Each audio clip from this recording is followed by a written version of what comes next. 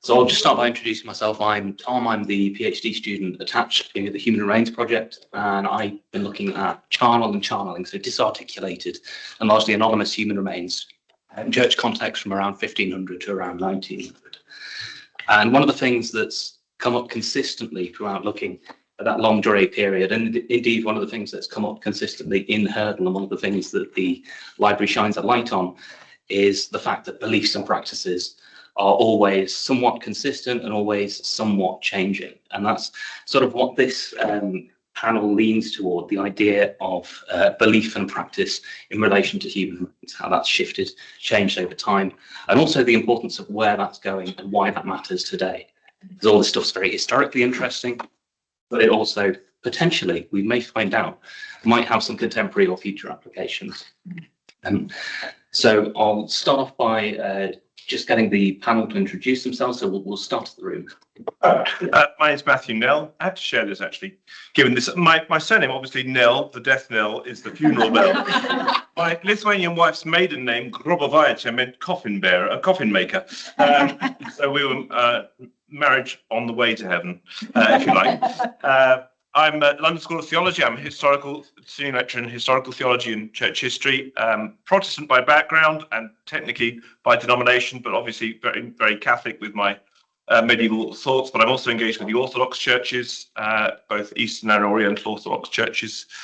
So I come with many different lenses into theological questions. Hi everyone, I'm Ruth Nugent.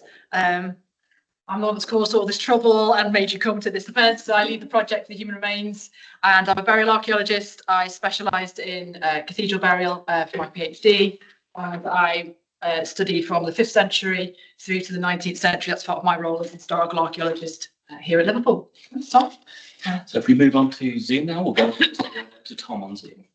Oops. Yeah.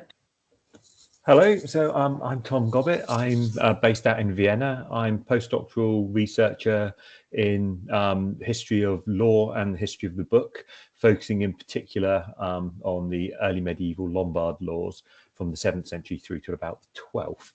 I'm also currently the postdoctoral researcher on the Present Dead project, which is based out in the University of Graz, which is looking at reopening of graves and human interactions with the materials of the dead in that kind of region from Eastern Austria across to Transylvania, and from the period from about the 5th century through till the 8th. And our PI, Eltrud Asbach, has asked me again to apologise that she couldn't make it today. I had to miss a session earlier. So yes, that's me.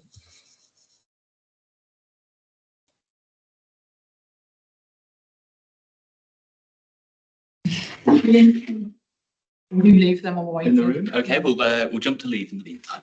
Yeah, hi everyone. My name is Liv Nilsson-Stutz. I'm a professor of archaeology. My background is in burial archaeology and mostly working with prehistory, but also cultural anthropology. And my focus has been on how to understand the practice of handling the dead body and its meaning as part of transformative mortuary rituals, and why people need rituals to cope with death, to make sense of death and accept death. And I have for the past few years also been the PI of a project called Ethical Entanglements, the care for human remains in museums and research, which looks at the ethical challenges, both familiar and emerging, around how we best care for human remains as a complex category. And while my background is in archaeology, this project takes a broader scope and looks also at collections from medical, cultural, historical, ethnographic, and archaeological collections. So, I mean, I gather Ian is... He was here this morning. He is here. Yes, I'm here. I'm in the room, as it were. May not be spotlighted. Yes, I'm a solicitor practicing in the field of ecclesiastical law and burial law. I'm the registrar of the Diocese of Lincoln and Derby. It was interesting to hear from Lincolnshire earlier on today. And in that regard, I deal with a lot of regulatory issues for the Church of England in terms of churchyards and churches, including requests for exhumation and issues around memorials falling outside of regulations. I've also acted for burial authorities outside the Church of England on a range of issues. And I was recently chair of a working party of the Ecclesiastical Law Society, responding to the Law Commission's consultation on the reform of burial law. So, as you can see, we have a very diverse and interesting panel, so drawing on archaeology and law and theology, and sort of, I'm sure, adjacent interests all in the mix as well. So the obvious question to begin with such a diverse group is, what sparked your own interests in the project and in Hurdle, and what advantages do you think this might bring to your own study, your own work, or those studying in adjacent fields? And anyone is welcome. Well, I'm happy to go first. So my interest came out of doing my PhD working with 5 English cathedrals, and hearing so many stories of people wanting to know where people have been buried because they were either concerned about it, as we've heard earlier, about planning and maintenance of the building, or just because they felt it was missed opportunities for public engagement or pastoral work. And so also for me, it was partly struck by that kind of work, but also what really intrigued me was some really early medieval accounts that some of which you've got on Hurdle, of people taking a really interesting perspective on the meaning and importance of human remains, that it wasn't seen as just a detritus of society. It wasn't like the special dead that we venerate and everything else is just the rubbish we have to get rid of.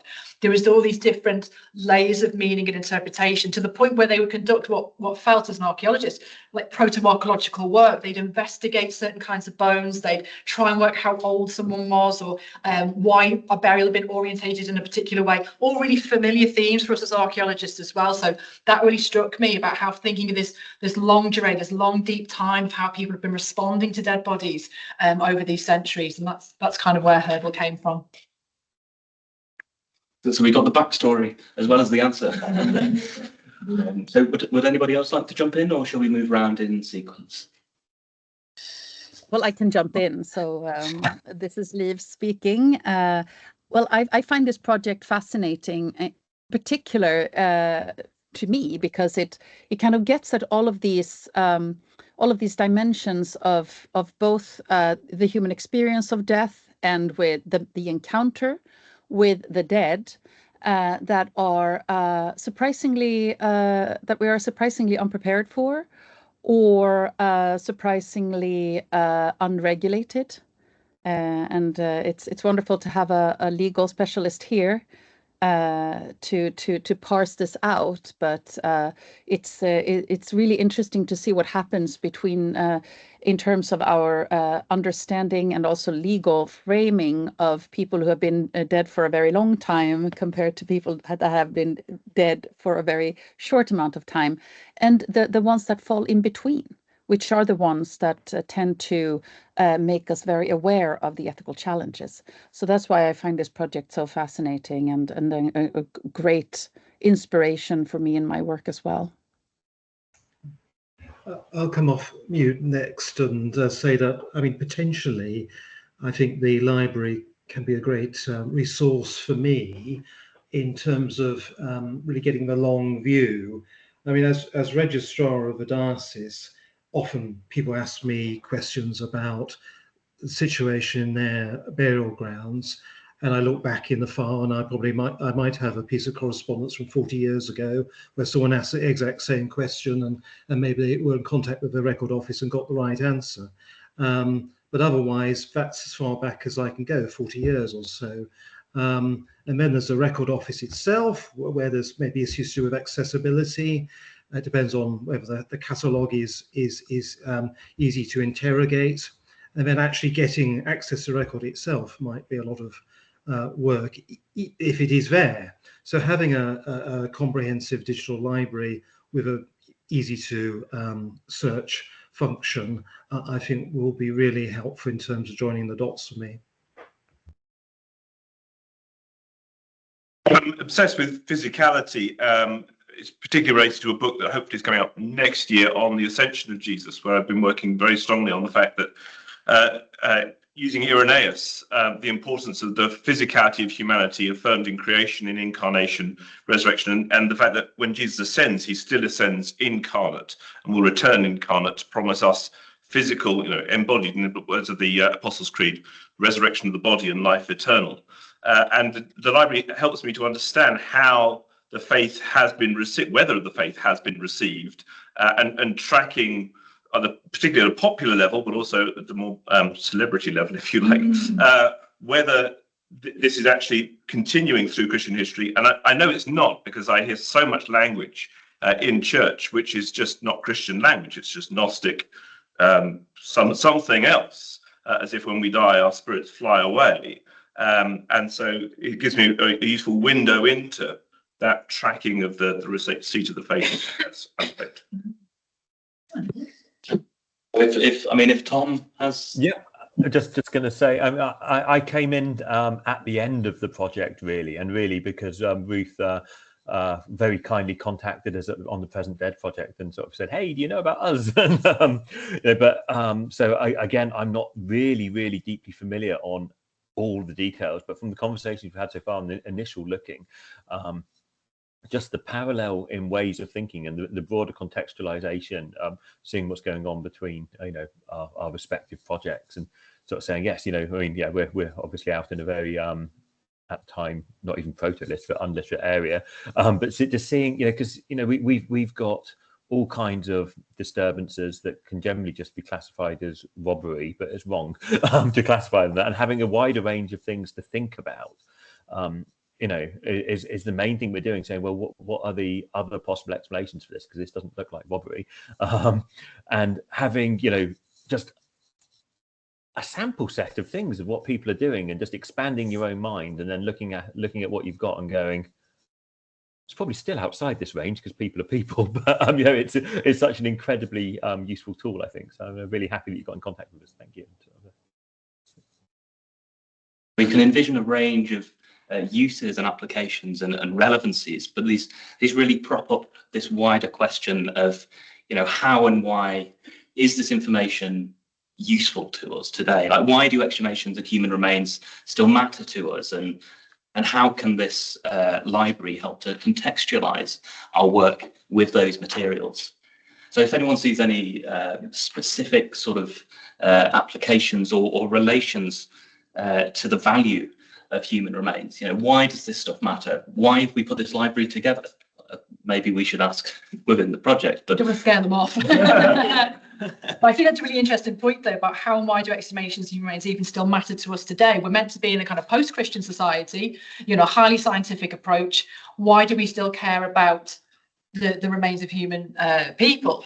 And there's obviously the emotional connection that we still have to loved ones, but even people that we've never known, we've never met, who died centuries before us, as many people in this room can attest to, there's still a real desire to feel connected to the dead that we ourselves have never known, whether that's through public engagement or through becoming archaeologists or getting attached to these kinds of professions where we do intersect with the dead through our work. And so clearly for me, that there's a continued common interest in human remains that goes above and beyond just scientific interest. What exactly that is, I'm sure our panel can answer today. But I would be really happy to hear responses again from the rest of the panel, from their perspective. Why do exhumations and human remains, still matter? I've reflected with a couple of people already that it's strange that with such a humanist agenda driving a lot of discussions in society, it seems that in this area it's something very different that's at work. The humanist line doesn't seem to be permeating this. It seems to be the language that I've been developing in light of the first session is language of almost sacramentals. There's something sacramental about the relationship to the dead, particularly to the known dead, but also in some way to the unknown dead, that I think it's worth exploring how those concepts might be helpful language, which that was my first reaction. Yes. Ian's perspective, bringing in a more contemporary legal framework would be quite interesting as well.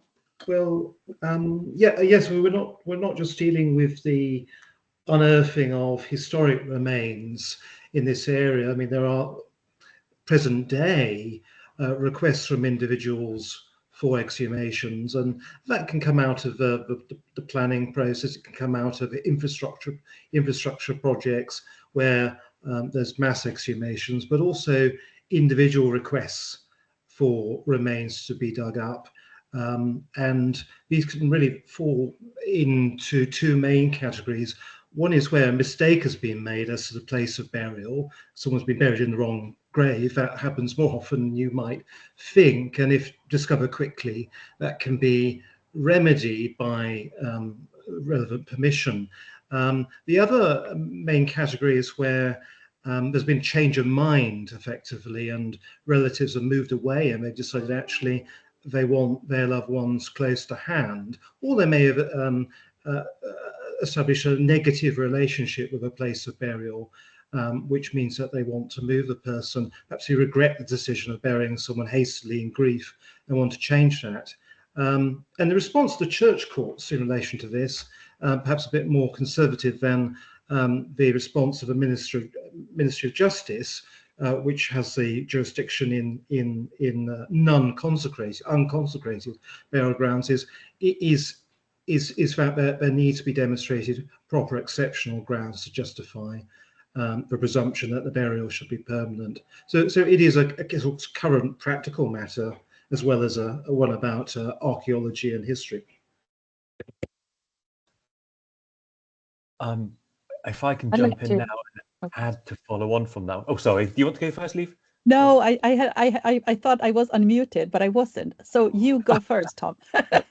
Okay, right. Yes, yeah. I was going to say, just to jump back into historical exhumations, which is obviously where the project I'm on comes in, and particularly my interest for in sort of the early medieval Lombard laws.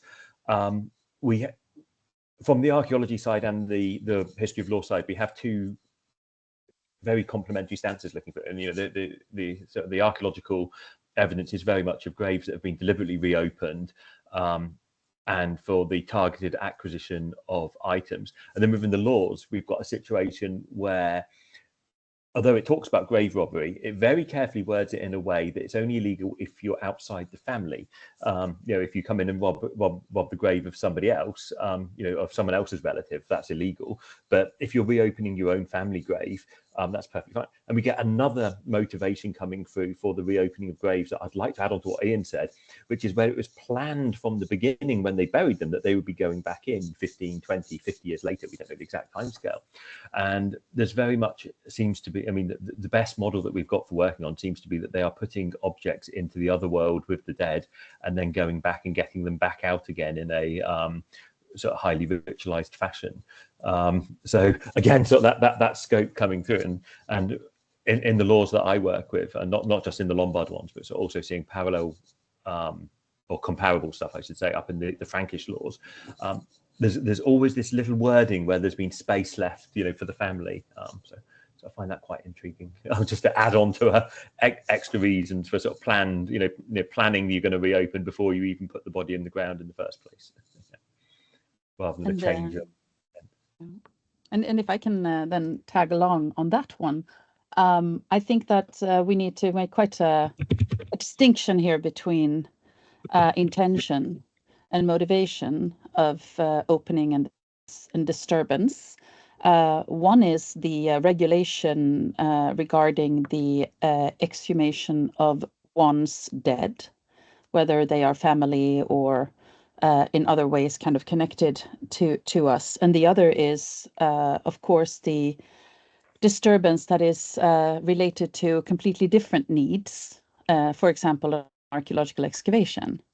And so when we are talking about these things, including in this project, and this is why I find this project so interesting, is that it also it talks both about the disturbance, if you want, or the move, or the engagement, or the manipulation of the human remains in the past, which were planned sometimes, or desired, or part of meaningful practices that were related to the dead, and a care for the dead, and a maintenance perhaps of the relationship between the dead and the living, who had a relationship with them.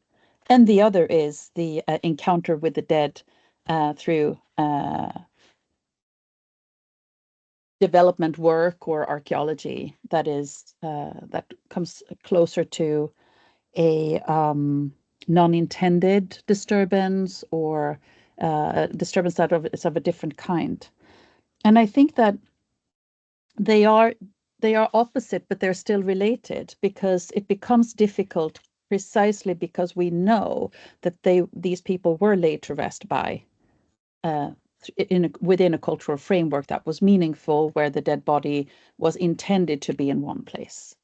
And so I think that when we think about the ritual as part of coming to terms with death, part of making sense of death in a broader sense, then disturbing that place or disrupting the result of that ritual becomes invasive, or perhaps can cause anxiety, more or less,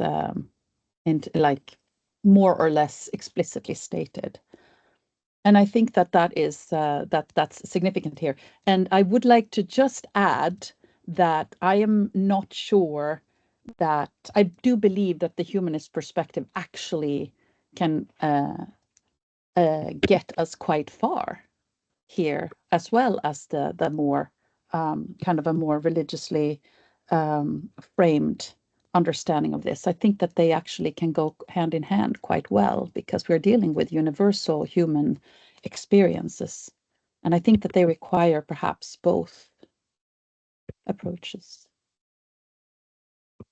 Big question about to what extent do you honour the intention in the burial initially when you're dealing with these bodies? And I think, you know, when we're dealing with our cathedrals, obviously we're dealing with some that were buried in Catholic contexts, some that were then buried in Protestant contexts, and in the Catholic context, as an example, there's a great difference, I think, between an ordinary burial, where there's huge dimensions of understanding the current doctrine of purgatory at that time, which affects where the body is going on to and its path towards eternity, and then something like a saintly burial. So I've got a student who's a huge fan of Teresa of Avila, and was shocked to find out that Teresa is all over Europe.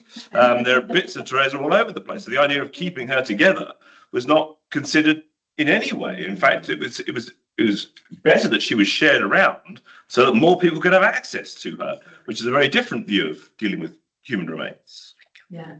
With regards intent and context, I think one of the things that emerges through the library in terms of British history is, or English history as I look at it more specifically in my work, the Reformation imposed this transition from Catholic to Anglican with a lot of the same buildings, the great cathedrals retained. So as Adam was saying before, the modern Protestant and Anglican churches are the greatest store of Catholic material culture, really. It's just under the floor. I think this applies to human remains as well, in relation to burials that were deposited with a Catholic intent and in a Catholic context, but have since been curated and managed in an Anglican context. So that question of, you know, to what extent should we, or do we need to respect the original intent of the burial?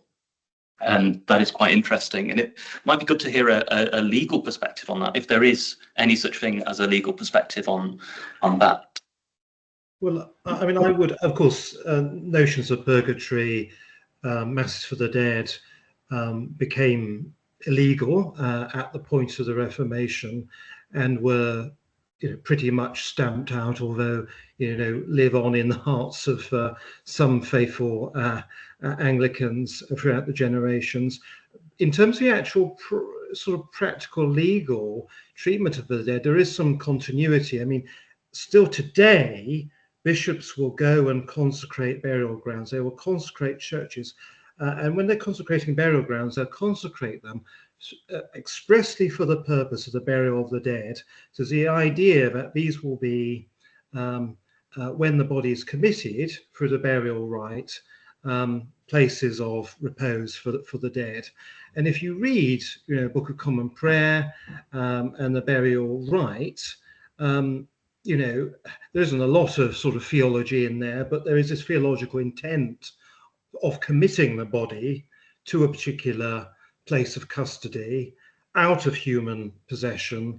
And I think that actually sort of resonates with the Catholic view as well. And then, of course, the legal protections that consecration gives are that humans can't go and sort of start grave robbing and interfering with these remains without permission from the bishop's representative in the church court. That because one of the documents we have in HRDL, which is really interesting, that Tom mentioned when we were meeting about this. There's a 19th century account from our Welsh collection about a lady who in the 19th century exhumed her husband 4 times so he could follow her around basically Britain at all these different cities, and it cost her a fortune to do this. They went through 4 different coffins, but it was like, again, this idea that he belonged to her, like, as if the marriage had not been dissolved, and that idea that she still wanted to be in consecrated ground, but that consecrated ground had to be next to her. Whether she still wanted to keep tabs on him, I don't know. But she clearly had invested a huge amount of her life having him exhumed. Now, to what extent that she was doing this, that was probably illicit. There were laws even back in the 19th century, believe it or not. But at this point, it brings back to things that we've discussed with Liv and with Tom as well. And this idea about whether human remains are like subjects or objects. And I was wondering if you wanted to talk a little bit more about those kinds of modes of shifting between subject and object. Yeah, I think that's one of the things that makes the human remains so fascinating, both from a legal point of view and from an anthropological point of view and a curatorial point of view, is that they are both. In the Ethical Entanglements project, we've established this model where we talk about human remains as moving constantly, potentially constantly, along a spectrum between being objects of science and lived lives. And a lot of and many factors come into moving them. It could be how well they are preserved. I remember from this morning when you were saying that people who encounter human remains in cathedrals may not even be aware of the fact that that's what they are because of their state of preservation, for example. So the way that we engage with them and how we view them and receive them can change, and it can also be depending on our relationship, how much we know about them, and so on. But for our purposes here, it has all sorts of implications, I think, in terms of politics of human remains, how museums exhibit them, and so on. But in this particular case that you were talking about here, I think that this story came up when we were in our pre-workshop discussion. We're talking about how it becomes more and more common today for people to have cremains with them, that they can move them with them. And so this idea of the subject-object, or that liminality of the human remains as being, on the one hand, the person that you want to have close to you, which I think is quite beautiful in the story that Tom shared, of this lady in the 19th century, but also the fact that it is something that you can move around and also have possession of and dominion over. And I think that it's something that's kind of interesting also in our legal system, that human remains are not really classified as past persons or as legal individuals, but as a cultural heritage or as perhaps property. And so I think that this oscillation between the categories is interesting from a legal point of view, but it's also why human remains have such an impact on us and move us so much, because they are not neutral objects. We engage with them in quite a different way. And that's why they become problematic, but also incredibly interesting. We're back to what we were talking about, Matthew, about the importance of that physicality. You talk about the idea of like the physical body being important through relics in the medieval period, but even today we're rethinking through the new creation, what a body goes through biologically. As we increase our scientific knowledge, we're changing our understanding of what is a physical body. Yeah, I mean, there's that almost biological change where they genuinely thought that it was the body that went in the ground that would come up and then go up and be reunited with Christ in the air in the Thessalonians kind of passage.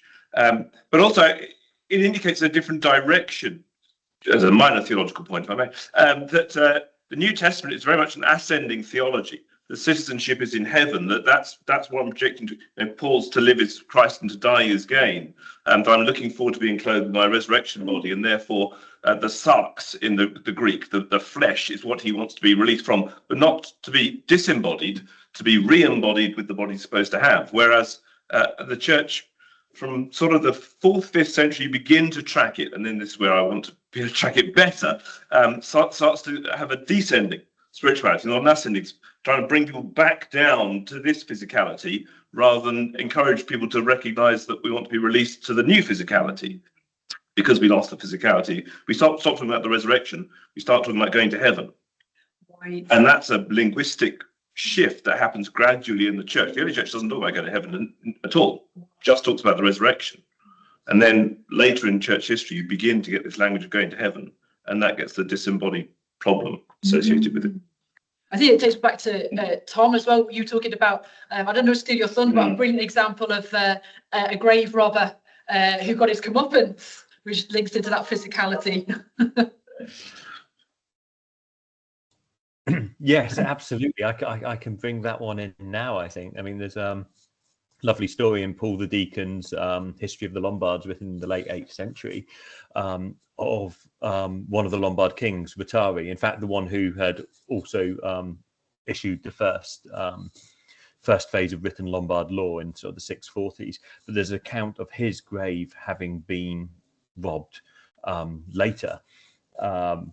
Not a very long account, just a couple of minor details. He buried in the Church of St. John the Baptist in either Pavia or Monza, uncertain which. The grave robber in question gets a visitation from the saint himself. Doesn't say whether he guilts him enough to return the goods or not, but in the future, any time when this grave robber tries to re-enter St. John's Church, the saint manifests enough to punch him in the throat and not let him in. So, I mean, sort of I can see the tangential link at the moment for bringing it through on the physicality and resurrection points there. But I think there are some very, very important points for how it's been considered in the early medieval period, and also who else is involved in expressing opinions over what can be done. So I'm thinking about a lot of these saints tend to give their consent, allegedly, through the visions of the people who just happen to be getting the vision that they, were on the right side. You can't move a saint's body if the saint doesn't want you to, basically. So, was it Teresa who was mentioned just now, being spread out all over the place? She's clearly okay with that, and presumably also Benedict and Scholastica, his sister, when they get their bones stolen, they've already decayed, and their bones get taken to France from Italy, again, Paul the Deacon justifying it from the perspective of the people who were stolen from, sort of saying, well, we've still got the decayed fleshy bits, so that's still, maybe that's even more important. They've just got the bones, but we had the bit that was the mouth once, and that spoke. So that sort of separation and justification coming through in the text at the time, because there's been an ongoing concern, I think, and again puts in all these sort of just like onion rings of people who are concerned and involved in interacting, and sort of the question sort of bringing up in the pre-discussion of if we want to live by historical norms, which particular historical person's norms, the person that died, the person that buried them, the person that wanted them buried somewhere else, etc., etc., etc. And I think I've meandered enough. Yeah. Good point, Tom, because what strikes me in Hurdle is we have this massive collection of saints, which is very much thanks to Glenn's really hard and diligent work with that. Hundreds of accounts of saints being exhumed. And at the one hand, they have real delight in what we might feel quite repulsed by, fleshy, decayed bodies that can bring delight and surprise and joy, that for them it is so well preserved. It's again this sign of like sanctity, or it becomes more meaningful to them. And it's kind of like the idea, like, how much of a body do you need for it to be a saint?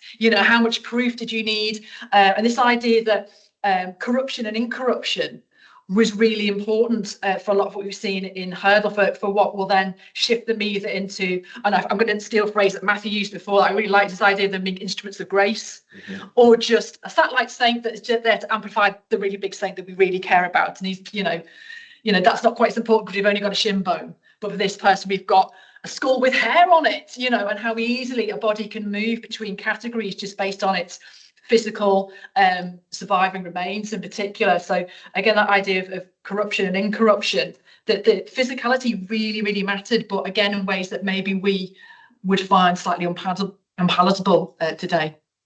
I suppose this brings us round to the idea of normative and exceptional practices. In the Hurdle, we have quite a lot of really exceptional, sometimes a bit gruesome or sticky examples of past practices and beliefs, as well as more normative ones. Among the exceptional examples will be debates over whether Shakespeare should be exhumed in the 19th century, what should we do about that, and the outrage of burial reformers like George Walker, who are very much getting into grisly details, emphasising that aspect. And then in the longer sort of Anglican Catholic history, we have martyrs and saints of various sides and teams being exhumed for political purposes or to stoke outrage. So given that we have both sensational and exceptional examples in the library, is one more useful than the other, or do they bring a mutual benefit when we try to understand how people really fought and practiced in the past? Yeah, I'm going to jump in there. I think that's one of the things about Hurdle. I think it's really great that we've got such a wide variety of these diverse voices from the past, from a variety of different denominations, and sometimes no denomination, you know, from the more slightly more modern ones, or the archaeology reports themselves, which don't have that kind of religious voice in many of them. And so that's really useful, that we may never have a general consensus, and I don't think we can ever ask that with the entire 13 centuries of people that we have in that.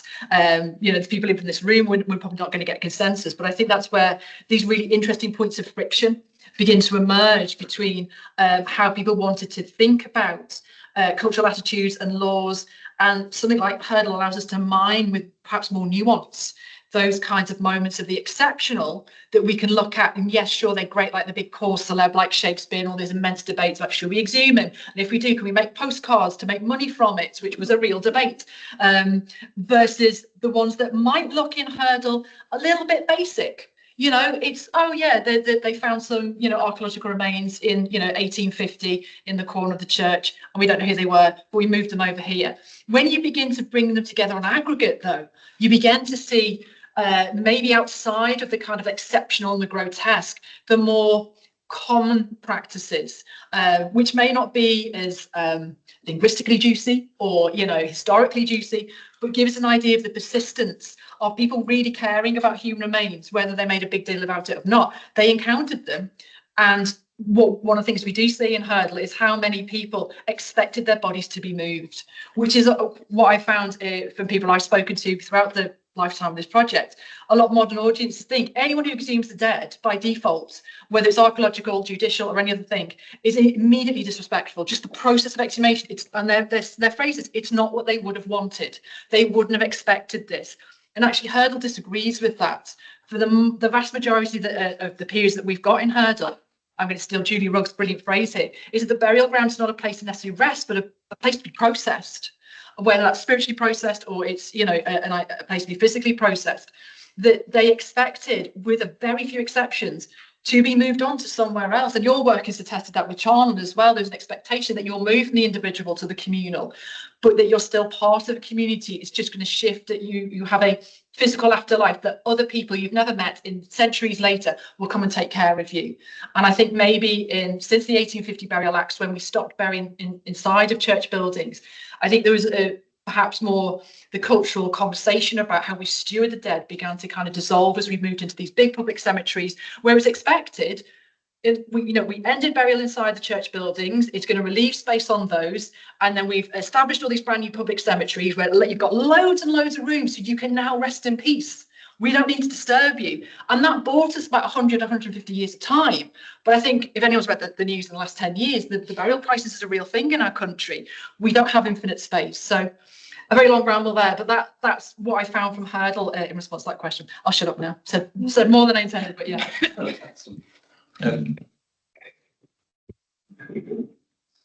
I was wondering if Liv might be able to add to that in relation to the how do we justify on going sorry how do we continue negotiating and navigating the emotional aspect of how people in the past might have wanted to be treated in relation to how we do or how we might be able to treat them today as subjects or as objects, if that's a process of transition.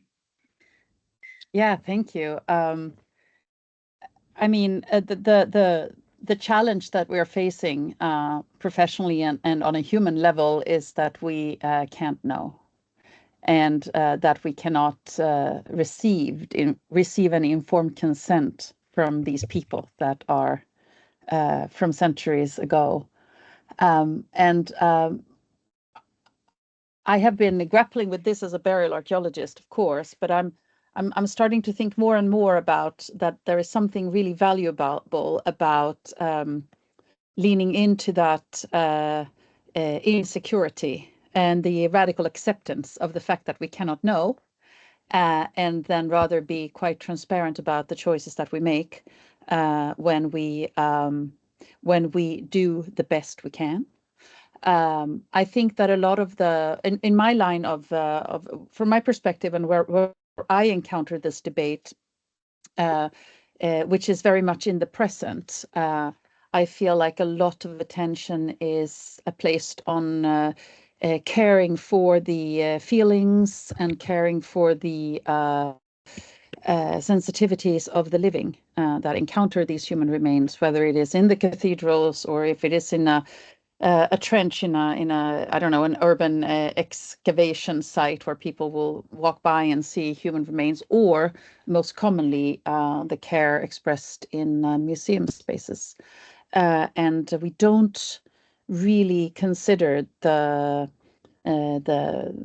dead person, their integrity or needs, or what's respectful for them. And I think on the one hand, it is because we can't know, but that's okay. I think then to accept and to then say that the work that we do as professionally has to be about recognizing the complexity of these ethics, recognize that there's multiple ethics, sometimes conflicting ethics that we need to negotiate among. I think that's the right answer. So no, we can't know, but we can be transparent about the decisions that we make, the values that they represent, and center, I think, in our practices the dead person, not so much the people in the present only, because with them we can actually have conversations and try to engage and figure out and sustain exploratory conversations. So we have to be more careful about the person from the past and just be very transparent about the decisions we make. So yeah, no, we can't know, but we can do our best to be honest about that. We were talking about this, is that ethics is sometimes treated as a checklist, and I wonder if you could maybe expand. Yeah, I mean, I just want to say, like, that's a really, really important, there's a very, very fundamental thing for me, that when we look at professional ethics tend to be viewed as a checklist of how to solve an uncomfortable problem. And I think that's part of all sorts of processes that we have in our society, where we can say that we have processes to do things, and so we check off the list. But what that tends to do is that it tends to remove us from engaging on a deeper level. And ethics must be a process. I know that there is I think it's a British philosopher, Stephen Law, who at one point wrote that ethics, it's not like plumbing. You can't ask somebody else to do it for you. You have to always do it yourself professionally. And I take that with me. As imperfect a plumber I would be, at least I would kind of get my own hands dirty with it, because I think it's the checklist is actually quite a dangerous thing in the sense that it gives a false sense of security. So we're drawing toward time now, but I believe Ian would be a good person to turn to at this point. Well, I think it has to remain in the realm of ethics rather than law, and that's where Liv's work is so important, his work of historians and theologians around the room, as well as the individual stories from the library, because, I mean, as individuals, we have rights, we have human rights, right to family life, right to freedom of worship, and so on and so forth. But when we die, there's no one really to advocate for us. And if they're advocating for us, and we have yes or no rights when we die, from what perspective are they doing that? Are we talking about the individual rights of that person who has died, or the rights of the community in which they lived?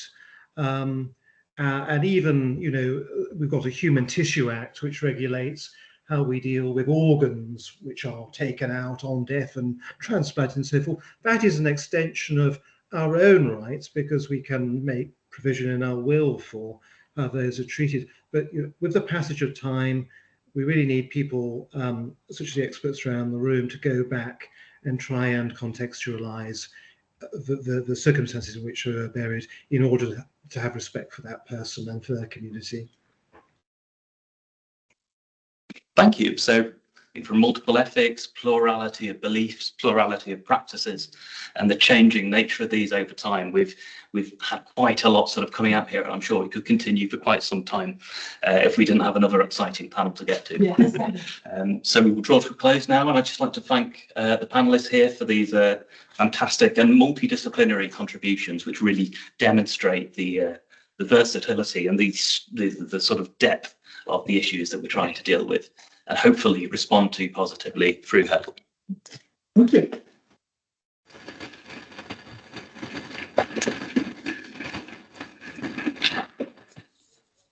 Yeah, we're on to another 15-minute break, everyone, and then we're on to our last one of the day.